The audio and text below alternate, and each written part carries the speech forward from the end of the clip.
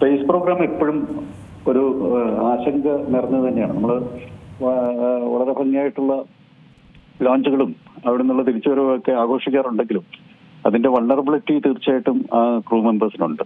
കാരണം 400 കിലോമീറ്റർ ഉയരത്തിൽ 25,000 kilometre per hour വേഗതയിൽ സഞ്ചരിക്കുന്ന ഒരു ബഹിരാകാശ യാനത്തിൽ ആഴ്ചകളോ മാസങ്ങളോ വർഷങ്ങളോ ഒക്കെ, ഒരു വർഷമോ ഒക്കെ തുടരുന്ന അവസ്ഥകളുണ്ട്. അപ്പം ഏത് രീതിയിൽ ഇത് ശരീരത്തെ ബാധിക്കുന്നു എന്നുള്ളത് നമ്മൾ അറിഞ്ഞു വരുന്നതേ ഉള്ളൂ. പലതരം മെഡിക്കൽ എക്യുപ്മെന്റ്സ് അതിനകത്തുണ്ട്. ഇപ്പൊ അൾട്രാസൗണ്ട് ഉണ്ട്, ECG ഉണ്ട്, പിന്നെ ബ്ലഡ് കെമിസ്ട്രി നോക്കാനായിട്ടുള്ള ഉപകരണങ്ങളുണ്ട്, ഹാർട്ട് റേറ്റ് മോണിറ്റർ ഉണ്ട്, അങ്ങനെയൊക്കെയുള്ള കാര്യങ്ങളുണ്ട്. പക്ഷെ ഒരു നല്ലൊരു ഫ്രാക്ചർ ഉണ്ടായി കഴിഞ്ഞാൽ അവിടെ ചികിത്സിക്കാൻ പറ്റില്ല. കാരണം ഈ ഫ്രാക്ചർ എന്നൊക്കെ പറയുന്നത് ത്രോംബോസിസ് ഉണ്ടാകുന്ന സംഭവമാണ്. അത് രക്തക്കട്ടകൾ ശരീരത്തിലേക്ക് കിടക്കുന്നതാണ്. രണ്ടാമത് ഈ ബഗ്ഗുകൾ, വൈറസും ബാക്ടീരിയ വൈറസ് ഫ്രീ ആയിട്ടാണ് ഇവരെ കടത്തി വിടുന്നത്. പക്ഷെ ശരീരത്തിനുള്ളിൽ എന്തൊക്കെ ഒളിഞ്ഞിരിപ്പുണ്ടെന്ന് നമുക്കറിയത്തില്ല. പ്രത്യേകിച്ച് ഈ ലോങ് കോവിഡ് ഒക്കെ ഉള്ള സമയമാണല്ലോ, COVID-19 ഒക്കെ കഴിഞ്ഞിട്ടുള്ള സമയമാണ്. ഏത് രീതിയിലാണ് വൈറസ് ആക്ട് ചെയ്യുന്നത് നമുക്കറിയത്തില്ല. പിന്നെ ഇവിടെ ഇല്ലാത്ത തരം എന്തെങ്കിലും ബഗ്ഗാണെന്നുള്ളത് നമുക്കറിയത്തില്ല. ഒരാൾക്ക് മെഡിക്കൽ എമർജൻസി ഉണ്ടെന്ന് മാത്രമേ നമുക്ക് അറിയത്തുള്ളൂ. അത് അവിടെ വെച്ച് ട്രീറ്റ് ചെയ്യാൻ പറ്റാത്തത് അല്ലെങ്കിൽ മാനേജ് ചെയ്യാൻ പറ്റാത്തത് എന്നുള്ള സൂചനയും കൂടെ ഉണ്ട്. പക്ഷെ ഒരു ശുഭസൂചകമായ ഒരു കാര്യം, റീഎൻട്രിക്ക് വേണ്ടി സജ്ജമാണ് ആ രോഗിയുടെ ശരീരം.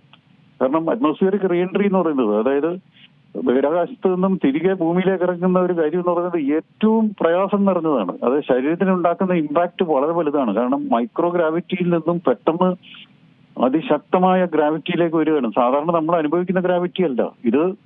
വളരെയധികം വേഗതയിൽ വരുന്ന ആ ഒരു യാനത്തിൽ അതിന്റെ ഒരു ഗ്രാവിറ്റി ശരീരത്തിന് ഉണ്ടാക്കുന്ന ഇമ്പാക്ട് വളരെ വലുതാണ്.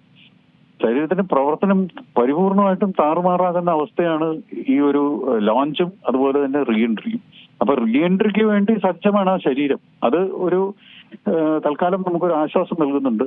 ഇപ്പൊ ഫ്രാക്ചർ ഒക്കെ ആണെന്നുണ്ടെങ്കിൽ തൽക്കാലം മാനേജ് ചെയ്യാൻ പറ്റും. ഇത്തരം ഒരു അവസ്ഥയിൽ ഈ ഒരു റീഎൻട്രി ഒക്കെ മാനേജ് ചെയ്ത് പോകാൻ പറ്റും. പിന്നെ അവിടെയുള്ള എന്തെങ്കിലും മെഡിക്കൽ കണ്ടീഷൻ എന്തെങ്കിലും അത്ര തീവ്രമല്ല എന്നുള്ളതാണ്. പക്ഷെ അവിടെ മാനേജ് ചെയ്യാൻ പറ്റാത്ത കണ്ടീഷൻ ആണെന്നുള്ളതാണ് നമുക്ക് തോന്നുന്നത്. അതായത് ഇതിനകത്ത് വരുന്നൊരു കാര്യം, ആരാണ് എന്താണ്, ഈ രണ്ട് കാര്യങ്ങളും അവർ വെളിപ്പെടുത്തിയിട്ടില്ല.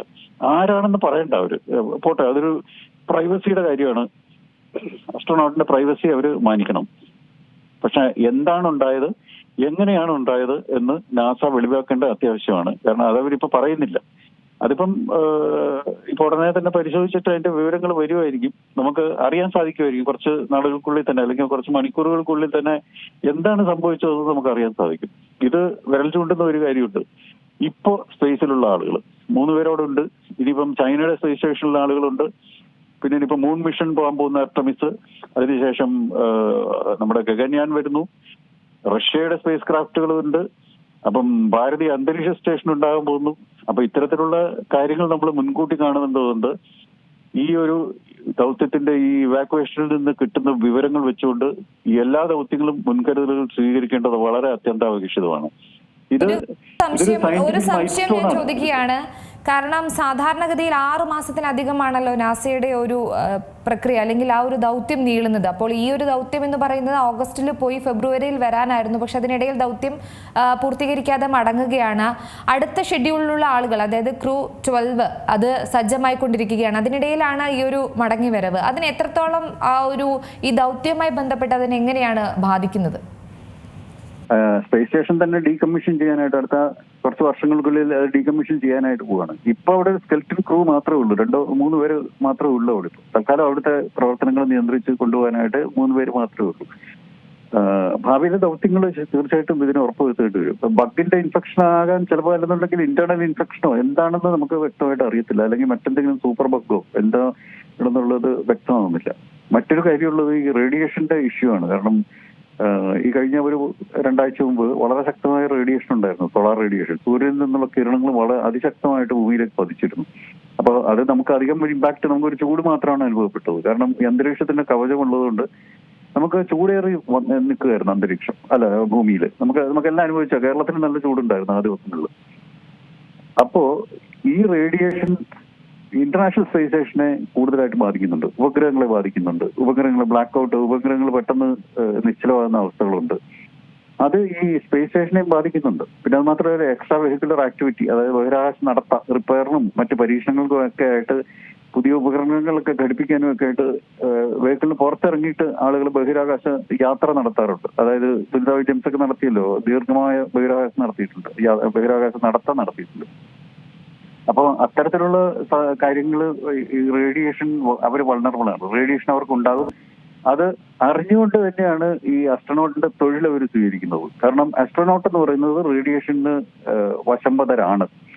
ഇപ്പൊ ഒരു നല്ലൊരു എയർക്രാഫ്റ്റിൽ പോകുന്നവർക്ക് പോലും, അതായത് ഭൂമിയിൽ കൂടെ എയർക്രാഫ്റ്റിൽ പോകുന്ന ആളുകൾക്ക് റേഡിയേഷൻ ഉണ്ടാകുന്നുണ്ട്. അത് എല്ലാവർക്കും അറിയാവുന്ന ഒരു വസ്തുതയാണ്. ഭൂമിയിലുള്ളതിനേക്കാൾ റേഡിയേഷൻ പ്ലെയിനിൽ പോകുന്ന ആളുകൾക്ക് ഉണ്ടാകുന്നുണ്ട്.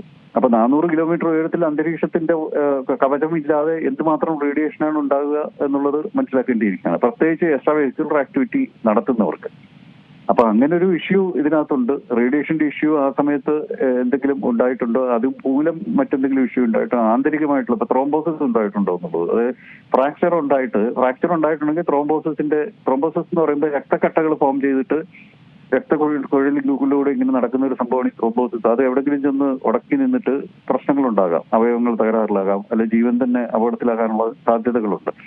അപ്പോൾ മറ്റെന്തെങ്കിലും കാർഡിയോ വാസ്കുലർ എമർജൻസി ആണോ എന്നുള്ളത് മനസ്സിലാക്കേണ്ടതായിട്ടുണ്ട്. അപ്പോൾ ഈ റീ എൻട്രി, അതായത് തിരിച്ചു വരവിനുള്ള സജ്ജമായിട്ടുള്ള ശരീരമുണ്ട്, അത് ഇത്രയും ആരോഗ്യം ആളിനുണ്ട് എന്നുള്ളതാണ് നമുക്ക് മനസ്സിലാക്കേണ്ടത്. അതിപ്പോ ഫ്രാക്ചർ ആണെങ്കിൽ ഫ്രാക്ചർ ആകാനുള്ള സാധ്യത വളരെ കുറവാണ്. കാരണം അവിടെ മൈക്രോഗ്രാവിറ്റിയിൽ ഫ്രാക്ചർ ഉണ്ടാകാനുള്ള സാധ്യത വളരെ കുറവാണ്. പക്ഷെ എന്നിരിക്കലും അസ്ഥികൾ ക്ഷയിക്കുന്നതിന്റെ ഒരു പ്രശ്നമുണ്ട്. അതായത് ബഹിരാകാശത്തപ്പോഴും ഒരു ഇഷ്യൂ എന്ന് പറയുന്നത് അസ്ഥികൾ ക്ഷയിക്കും. കാരണം നമ്മളുടെ ഈ നോർമൽ ബോഡി കണ്ടീഷൻസ് അല്ല മൈക്രോഗ്രാവിറ്റിയിൽ. അപ്പോൾ അസ്ഥികൾക്ക് തേയ്മാനം സംഭവിക്കുന്നുണ്ട്. ഈ അസ്ട്രോനോട്ട്സ് ഉണ്ടാകുന്ന വലിയൊരു പ്രശ്നം, ദീർഘമായിട്ട് അവിടെ താമസിക്കുന്നവർക്ക് ഉണ്ടാകുന്ന ഒരു പ്രശ്നം എന്ന് പറഞ്ഞാൽ അസ്ഥികളുടെ തേയ്മാനമാണ്. അപ്പൊ അതിലെന്തെങ്കിലും ഇഷ്യൂ ഉണ്ടായിട്ടുണ്ടോ, അല്ലെങ്കിൽ ഇതിന് മുമ്പ് എന്തെങ്കിലും ഇഷ്യൂ ഉണ്ടായതിന്റെ, ആ ക്രൂവിന് മുമ്പ് എന്തെങ്കിലും ഇഷ്യൂ ഉണ്ടായതിന്റെ തുടർ പ്രതിഭാസമാണ് ഇപ്പോൾ ഉണ്ടായിട്ടുള്ളത് എന്നുള്ളതാണ് നമുക്ക് പരിശോധിക്കേണ്ടതായിട്ടുള്ളത്. അടുത്ത മണിക്കൂറുകളിൽ അത് വെളിവാകും. അത് ഒരു സയന്റിഫിക് മൈൽ സ്റ്റോൺ ആയിട്ടാണ് എനിക്ക് പറയാനുള്ളത്, ഒരു നാഴികക്കല്ലാണ്. കാരണം ഓരോ പ്രശ്നങ്ങളും നമുക്ക് പുതിയ വിവരങ്ങളാണ് മാനവരാശിക്ക് നൽകിക്കൊണ്ടിരിക്കുന്നത്. അപ്പൊ ഇതിലെന്താണ് ഉണ്ടായത്, അതെങ്ങനെ മാനേജ് ചെയ്യാൻ പറ്റും, അതെങ്ങനെ ഒഴിവാക്കാൻ പറ്റും എന്നുള്ള വിലയേറിയ വിവരങ്ങൾ ഈ ഒരു ദൗത്യത്തിൽ നിന്നും നമുക്ക് ലഭിക്കും. അവർക്ക് മാത്രമല്ല, മറ്റ് സ്പേസ് ഏജൻസികൾക്കും ഭാവിയിലെ സ്പേസ് യാത്രകൾക്കും ഇത് വളരെയധികം പ്രയോജനപ്പെടും. ഇപ്പം മെഡിക്കൽ ഇവാക്യുവേഷൻ പെട്ടെന്ന് ഒരു ആംബുലൻസ് കൊണ്ടുവരുന്ന പോലെയാണ് ഇപ്പൊ മെഡിക്കൽ ഇവാക്യുവേഷൻ നടത്തിയിരിക്കുന്നത്. ആംബുലൻസ് വളരെ താമസിച്ചു വരുന്ന ഒരു ആംബുലൻസ് ആണെന്ന് മാത്രം വിചാരിച്ചാൽ മതി. പിന്നെ അത് മാത്രമല്ല വളരെ ചിലവേറിയ ഒരു കാര്യം കൂടിയാണ്. കാരണം ദൗത്യം പെട്ടെന്ന് അവസാനിപ്പിച്ചു മടങ്ങുക എന്നൊക്കെ പറയുന്നത് വളരെയധികം സംശയം കൂടിയുണ്ട്. കാരണം പൊതുവേ ഉയരുന്ന ഒരു ചോദ്യമാണ്. കാരണം ഈ ബഹിരാകാശ പേടങ്ങളുടെ വിക്ഷേപണവും തിരിച്ചുവരവൊക്കെ നമ്മൾ പലകുറി കണ്ടിട്ടുണ്ട്. അതൊക്കെ ചരിത്രമായിട്ട് തന്നെ അടയാളപ്പെടുത്തുന്ന ഒന്നാണ്. പക്ഷേ ഇതിനൊക്കെ ചെലവ് വരില്ലേ? അതൊക്കെ ഒരു ഭാരിച്ചൊരു ചിലവാണ്. അതിൻ്റെ കുറേയധികം കണക്കുകളും കാര്യങ്ങളൊക്കെ ഉണ്ട്. പക്ഷേ ഇത്തരത്തിലൊരു ദൗത്യം പൂർത്തീകരിക്കാതെ മടങ്ങുമ്പോൾ അതെങ്ങനെയായിരിക്കും മെയിൻറ്റെയിൻ ചെയ്തു പോവുക?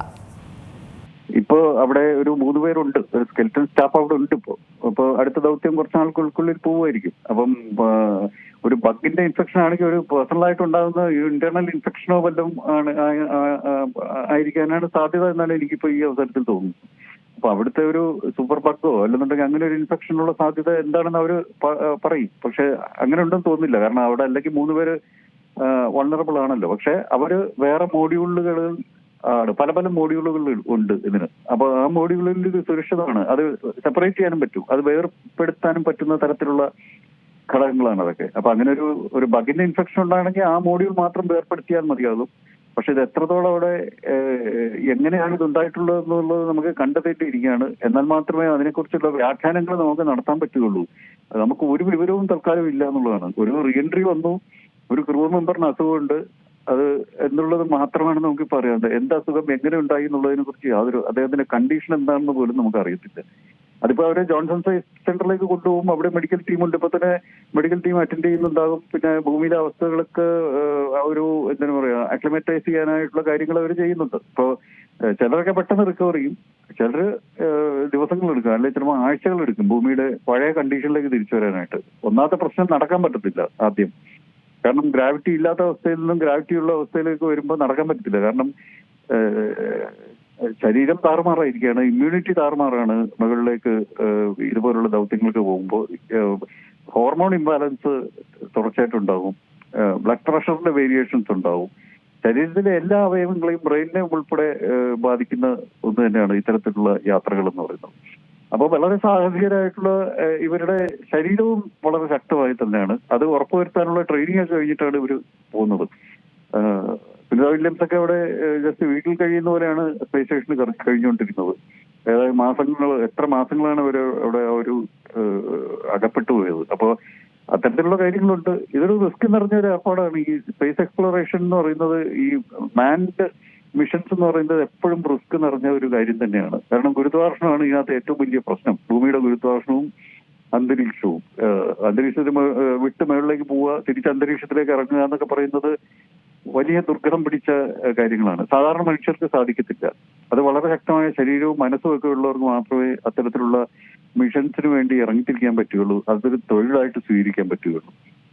ഏറ്റവും പുതിയ വാർത്തകളും വിശേഷങ്ങളും വിരൽത്തുമ്പിലറിയാൻ സീ മലയാളം ന്യൂസ് എല്ലാ ഡിജിറ്റൽ പ്ലാറ്റ്ഫോമുകളിലും ലഭ്യം.